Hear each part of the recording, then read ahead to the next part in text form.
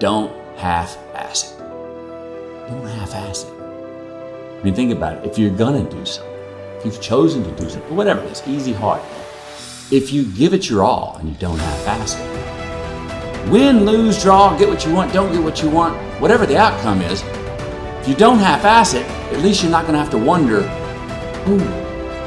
would the outcome have been different? What if I did get it right? And boy, wondering that is what keeps us up. You cannot be great being a lesser version of what already exists. You can only be great when you execute against your own potential and do your own development. And that means getting up there and looking like a clown. And it means taking little bitty steps forward every single opportunity you get. Life is 10% what happened to you, is 90% what you do about it. You got to stop tripping every time something happened to you like it's the end of the world. It ain't. Just change your mindset. If you want to be the best, you watch the best. You look at the best. You watch them, and you have their lifestyle. Don't be like this, have their lifestyle, and it'll take you anywhere you want to go.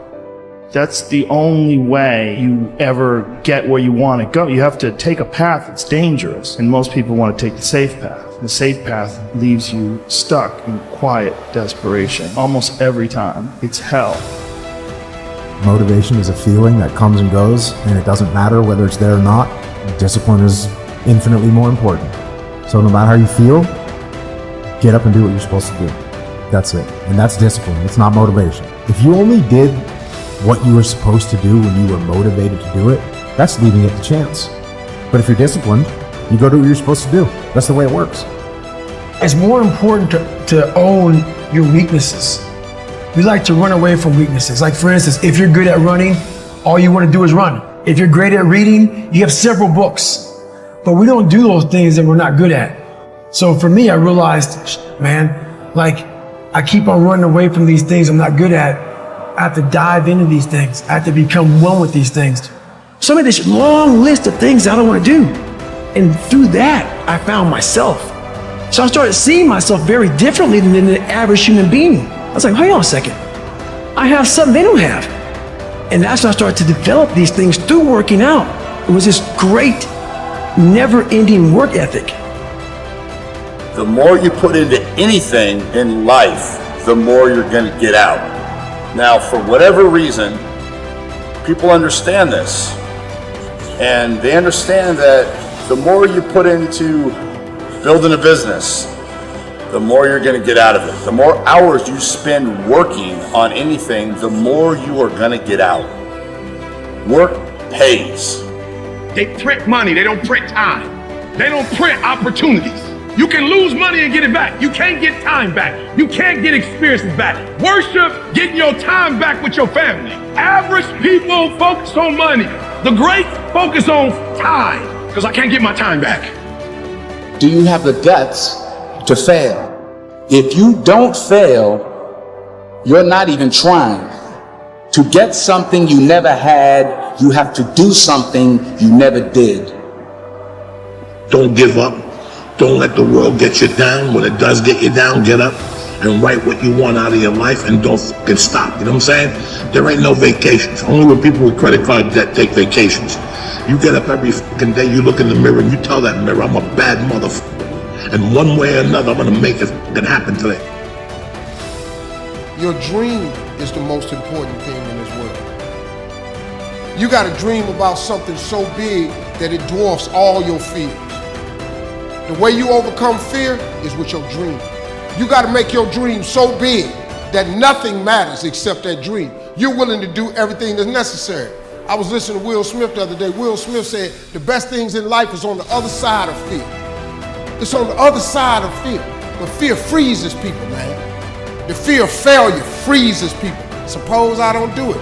Well, you might not make it. But I got news for you.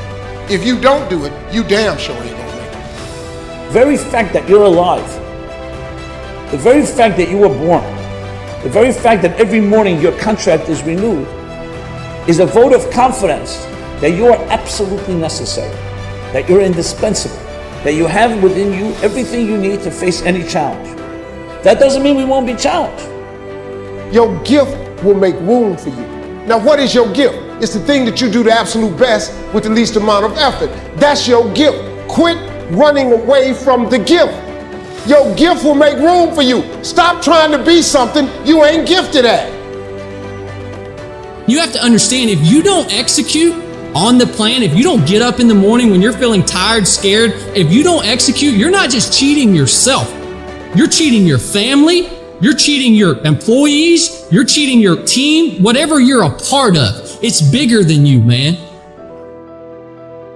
All failure is psychological.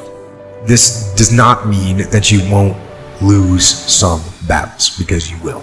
But it does mean that as long as you don't give up, as long as you don't quit, then you haven't failed.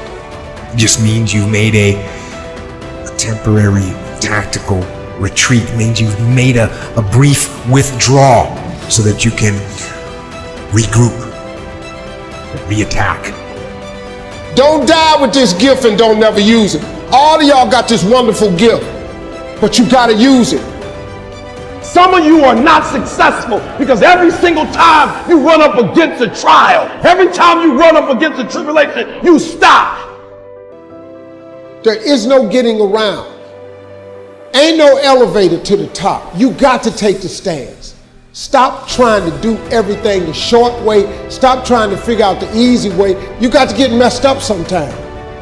The elevator don't go to the top, man. Not in the world of success. You got to take the stairs. You got to understand that success, you can't Google success. I want to talk to you today about the power of I am. What follows these two simple words will determine what kind of life you live.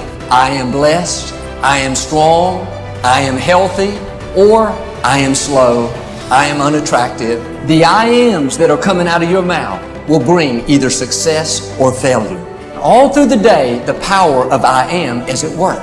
We make a mistake. I am so clumsy.